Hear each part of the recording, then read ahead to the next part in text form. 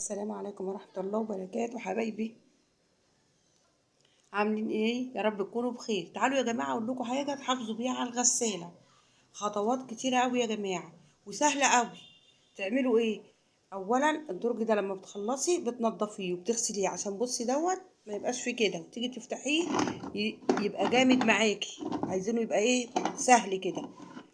تاني حاجة لما تخلصي الغسالة تفتحي الباب كده تهويها، وهنا يا جماعة بفوطة كده وتنشفي في الحتة دي تتنشف، ما تبقاش فيها مية. بصي المية فيها ازاي لما بتخلصي اهي مية اهي، لازم دي تتنشف يا جماعة.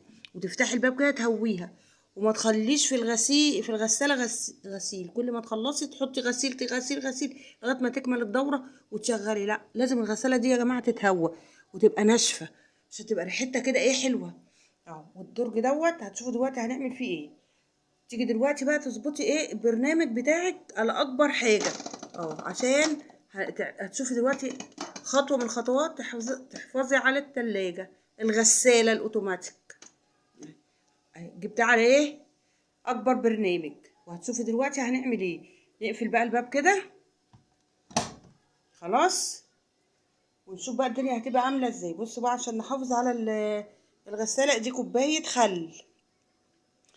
جايبين خل دلوقتي، قلت ايه طيب والخل عندي كده واحنا في اول الشهر اخد كوبايه ما تستخسريش في الغساله، عشان دي ايه بتساعدك على الحياه يعني، وبتعاونك. فانت ايه تنضفيها وتعمليها عشان ما تحتاجيش كل شويه حد. وكمان ما تحطي بقى الخل هنا في الدرج ده. هتشغلي دلوقتي هقولك على حاجه تاني. في هنا ايه، في هنا اللي اسمه اللهم صل على النبي، الفلتر ده. تفتحي الباب، تفتحي الباب تقعدي كده وتفتحي الباب وتدوسي عليه كده وتفتحيه وتطلعيه من جوه وتنضفيه. بيبقى فيه ايه شوائب بتاعه الغساله دي كده، يبقى الفلتر. تفتحي الباب الفلتر اول حاجه تنضفيه كل حتى 5 7 8 غسلات. الباب تفتحيه عشان الغساله تتهوى، تنشفي الميه. شوفي قد كذا حاجه اهي الغساله تتهوى. وما تقلعوش الهدوم وترموا في الغساله. الغساله دي ممنوع يبقى فيها غسيل. ليه؟ بتدي ريحه وحشه قوي وكريهه قوي يا جماعه للغسيل، خلوا بالكم. وتنشفي الميه دي بعد ما تخلصي الغسيل. انا مخليه الميه عشان قمت اوريها لكم. وهنا بقى ايه الدرج ده بيتغسل طبعا في حاجات ازاي. فبتعملي ايه كوبايه خل اهي تحطيها في الدرج وتشغلي الغساله. دي اسمها الدوره، بتنضفي بيها الغساله. عملت على اكبر برنامج. وتعملي ايه برنامج العصر شغليه، عشان احنا طبعا في الحاجات اللي بتبهت بنعمل ايه، بنبقى لاغيين العصر. او الحاجات اللي بتتكسر، في حاجات ما بت ايه يعني مثلا الصوف ده ما بتعسرش، الحاجات النايلون الشفافه ما بتتعسرش فبتبقي لاغيه. دلوقتي انا مشغله ايه العصر اهو. هنعمل ايه دلوقتي؟ اللهم صل وسلم وبارك على سيدنا محمد. هنشغل دلوقتي ايه المفتاح اهو بتاع الغسالة. شغلناه خلاص. وهي شغاله كده بتاخد الميه. تعملي ايه، تحطي مطرح الاريال كده او الطايد او النوع المسوي اللي انت بتعمليه وتشغلي. خلي بالك من كتر من النصايح برضو ان الميه تبقى شديده، اوعي الميه تبقى ضعيفه وتشغلي الغساله. دلوقتي هنشوف الدرج ده هيبقى شكله ايه بعد الدوره دي. نرجع مع بعض ونشوف الدنيا فيها ايه. ده مطبخ ام حسن، قناه ام حسن لاكلت البيت. لاول مره يا جماعه يتفرج على القناه بتاعتي يشترك في القناة ويفعل الجرس عشان يجيله كله جديد، ويعمل على الجرس. يشوفوا انتوا بقى اللي لازم يعملوا القناة ويشجعونا كده يا جماعة. وشرفتونا ونورتونا الجداد واللي معانا من الأول القناة بيشجعونا. ربنا يخليكم يا رب. هنرجع بقى ونشوف الدرج ده هيبقى شكله ايه زي القشطة ازاي بعد الدورة دي. بصوا يا حبايبي بقى عبال ما الغسالة الدورة بتاعتها تاخد اللفة بتاعتها الوقت بتاعها هنعمل ايه. عندي شوية توم اهوت لقيته ناشف قوي، قلت بدل ما اسيبه يجرى له حاجة قلت ايه احطه. لقيته ناشف كنت غسلاه تحت الحنفية. كنت بص حاطاه في مية ازاي، مية اهو. شايفين المية ليه عشان يطرى. واعمله بقى ببوز السكينة كده واقشر البوزة دي. اخدها كده ببوز ايه السكينة واقشرها. عشان هعمل ايه، هنشوف هنعمل ايه في البدنجان ده دلوقتي. وهنشوف الحلاوه والطعامه دي. شايفين يا جماعه حاطه ايه، حاطه ده فول مدشوش غسلته من بالليل ونقعته وغسلته كويس ونقعته، والصبح غسلته تاني وصفيته وحطيته هنا. بصوا يا جماعه، جايبه مش هقول 3 ربط، هقول 3 عيدان، ما الربطه طلعت عود، كزبره وشبت وبقدونس. حطيتهم هنا، وحطيت بصلايه. بص البصلايه اتهرت، البصله اتهرت خالص. وحطيت ايه معاهم 3 بطاطسيات مهروسه. والله طلعت خفيفه، ههرس واحده معاهم. ما طلعتش هاخد ال3 بطاطسيات دول اهرسهم ونعملهم فطار غدا عشاء. اللي ما ياكلش بصاره ياكل بطاطس كده يعني. هنشوف دلوقتي هنعمل ايه.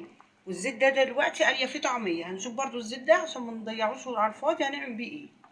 بصوا يا جماعه، المعلقه دي اثريه بتاعت زمان. مين اللي عنده معلقه حلوه زي دي كده بتاعت زمان اثريه؟ اللي عنده حاجه اثريه كده يا جماعه ما يفرطش فيها. ما نصدقش الناس اللي بتقول احنا بنشتري الحاجات الاثريه دي بالشيء الفلاني.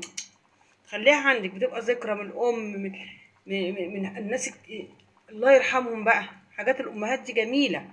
هنسيب بقى دي كده بقى ايه على نار بسيطه قوي. بصوا انا موطيها خالص ازاي عشان تاخد وتدي كده مع بعضها. هنشوف دلوقتي الدنيا هتعمل ايه. بصي يا حبيبي بقى الزيت صفيته. بصوا بقى شكله ايه. بصوا زي الفل. ونرجع ايه نقلي فيه. ما هو بقى ايه عاملين طعميه هنرميه. انت قلت ايه هي جت ربنا اللي جابها بالصدفه كده ان ايه نقلي الطعميه وراها نقلي بدنجيه. بس الزيت ما يتقدح ما يتقدحش. والبطاطس اهيت اللي انا سلقتها مع ايه مع البصاره. بصوا بقى ايه التوم اهوت انا خدت واحدتين منه حطيته ايه في الحله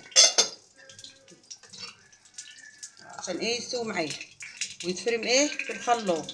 بس لما تبرد عندك بقى هاند بريندر اول ما تستوي تقومي ضرباه وهي هنا كده وايه وتتفرم وتغلي. عندكيش خلاص عندنا الخلاط لما تبرد تعمل عشان بنخاف على الخلاط. ده قشر التوم اهوت بالميه بتاعته. شوف الميه طري ولا طار مني في المروحه ولا وسخ السجاد ولا حاجه. وده دي اللي انا صفيت بيها كده الزيت. ده قشر الليمون اهو حوشته وسلقته. وده القشر اللي بنعمل مش بنضرب في الخلاط عصير ما برميش القشر. خدت الميه بتاعته اهيت اهي بحطها على الصابون السايل وبلمع بقى البوتاجاز والرخامه والحوض وكل حاجه. الميه اهي دي جميله قوي. اخد منها والمع بقى تبقى الدنيا زي الفل. البصرايه اهي عماله تاكل. سيبها بقى لما تاخد وتدي. وده ايه البدنجان اهو. هنطحن بقى التوم دوت ونشوف.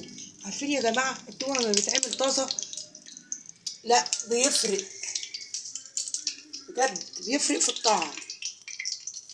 وهو طازه كده ليه ده بضد حلو يا جماعه. الله يرحمه ابني بقى كان بيدرس الحاجات دي في الكليه بتاعته وقال لي يا ماما ده التوم لما بيتعمل اول ما بتقشريه وتطحنيه وتحطيه في الاكل تفرميه وتحطيه في الاكل يبقى كده يا ماما طازه. ده مضاد حيوي يعني فايده جامده للجسم يا جماعه والله العظيم. هنهرس بقى البطاطس دي ونرجع مع بعض ونشوف ايه البدنجان الحلو ده هيعمل ايه. هقلبه بقى كده عشان التليفون يا جماعه هيوصل من درجه الحراره. انا عامله لكم اضاءه كامله حتى الاضاءه اهي شايفين اضاءه فوق الاضاءه. اطلع بقى دلوقتي بالحاجات دي عشان اللمبه خلاص هتفصل والتليفون والدنيا ونشوف بقى الدنيا هتعمل ايه. وخلي بالكم الغساله لسه شغاله. في حاجات هقولها لكم لما تخلص دوره الغساله.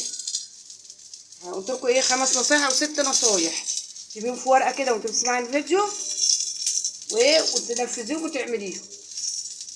كل غسله تعملي كذا كل غسله تعملي كذا كده. الفلتر مثلا كل 5 6 7 غسلات كل شهر مره. دوره الغساله كل ايه اوتوماتيك تعملي لها دوره بالايه بالكوبايه الخل. شوفوا الفيديو وركزوا فيه يا جماعه. الله يبارك لكم يا رب واحنا بنعلم بعض.